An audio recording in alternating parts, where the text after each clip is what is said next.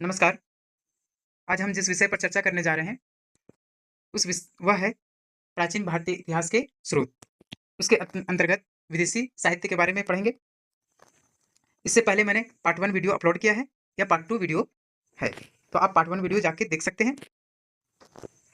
यूनानी लेखक के अंतर्गत हेरोडोटस, जिसे इतिहास का पिता कहा जाता है, फादर ऑफ हिस्ट्री, उनकी पुस्तक का नाम है हिस्टोरिका। वहीं पे मेगास्थनीज, जो सेल्यूकस निकेटर का राजदूत था, जो चंद्रगुप्त मौर्य के दरबार में आया था, और उन्होंने इंडिका नामक पुस्तक की रचना की। और इसमें भी भारतीय इतिहास का गहन विवरण मिलता है।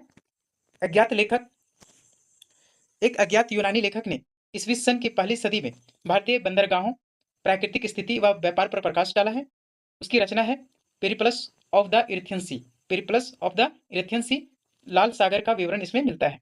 वहीं टॉलमी जो लेखक हैं, उनकी पुस्तक है जियोग्राफी, जो 150 ईस्वी के आसपास लिखी गई है, और इसमें प्राचीन भारतीय भूगोल एवं वाणिज्य की जानकारी प्राप्त होती है।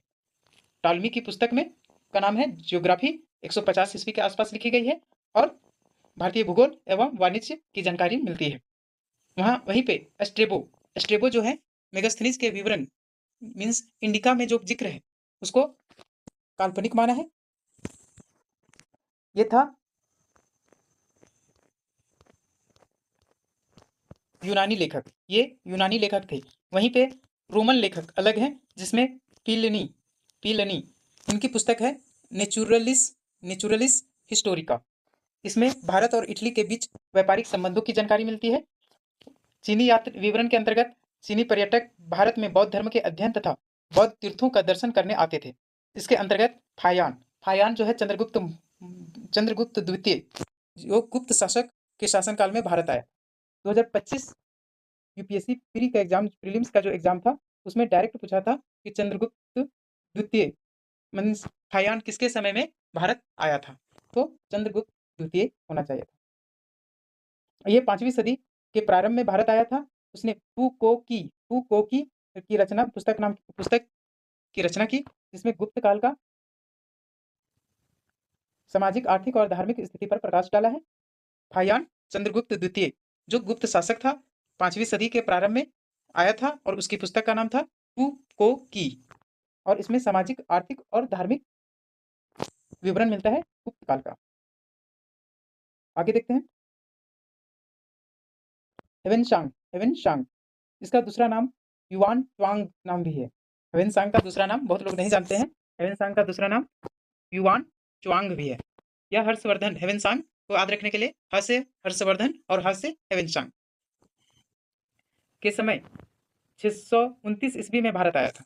629 ईस्वी में भारत आया था हर्षवर्धन के काल में हेवेन सांग, जिसे युआन च्वांग के नाम से जाना जाता है।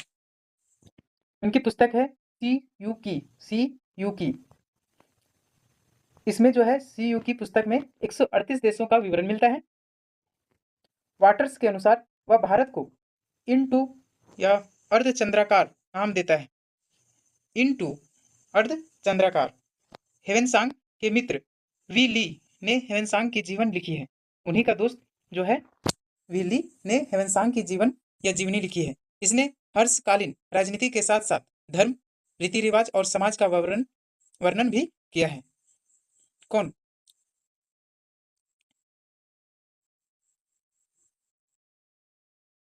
हेवेनसांग की जीवनी में जिक्र है वी ली। इति सिंह कितना बार एग्जाम में पूछ चुका है। यह 7वीं शताब्दी में भारत आया था, और नालंदा और विक्रमशिला विश्वविद्यालयों का भी विवरण किया था। इत सिंह। अरबी लेखक में आते हैं सुलेमान। अरबी लेखकों में सुलेमान, वह 9वीं शताब्दी में भारत आया था। सुलेमान 9वीं शताब्दी में भारत आया था, और पाल एवं प्रतिहार शासकों के बारे में लिखा। सुलेमान 9वीं शताब्दी में भारत आया, और उसकी पुस्तक में जो जानकारी है वो पाल एवं प्रतिहार शासकों के बारे में। वहीं अल बुरुनी ये सब इतिहास के बहुत मुख्य लेखक के अंतर्गत आते हैं। अल बुरुनी जो महमूद गजनबी का समकालीन था, या कहूँ तो महमूद गजनबी के साथ अल बुरुनी भारत आया था। तहकीक ये हिंद, या उसे ट्रांसलेट जो किया गया है किताब उल हिंद के नाम से जाना जाता है। तहकीक ये हिंद या किताब उल हिंद की रचना, जिसमें भारत के निवासियों की दशा का वर्णन किया है। इन लेखकों के अतिरिक्त तिब्बती बौद्ध लेखक तारानाथ, जो 12वीं शताब्दी के ग्रंथों कंग्यूर तथा तंग्यूर से भी भारतीय इतिहास की कुछ जानकारी प्राप्त होती है। तारानाथ कहाँ पे तिब्बती बौद्ध लेखक हैं, 12वीं शताब्दी में कब इसका ग्रंथ मिलता है, इसमें कंग्यूर तथा तंग्यूर नाम से पुस्तक है, में भारतीय इतिहास की कुछ जानकारियां प्राप्त होती है। वहीं पे ये था साहित्यिक स्रोत। तो आज के लिए हम ये पार्ट 2 साहित्यिक स्रोत के लिए तक ही छोड़ते हैं। आगे हम पढ़ेंगे पुरातात्विक स्रोत। यदि हमारा वीडियो आपके एग्जाम की दृष्टि से, नॉलेज की दृष्टि से यूजफुल हो तो, या उपयोगी लग रहा हो तो आप कृपया लाइक करें और सब्सक्राइब कर दें और अपना राय कमेंट बॉक्स में अवश्य दें। धन्यवाद।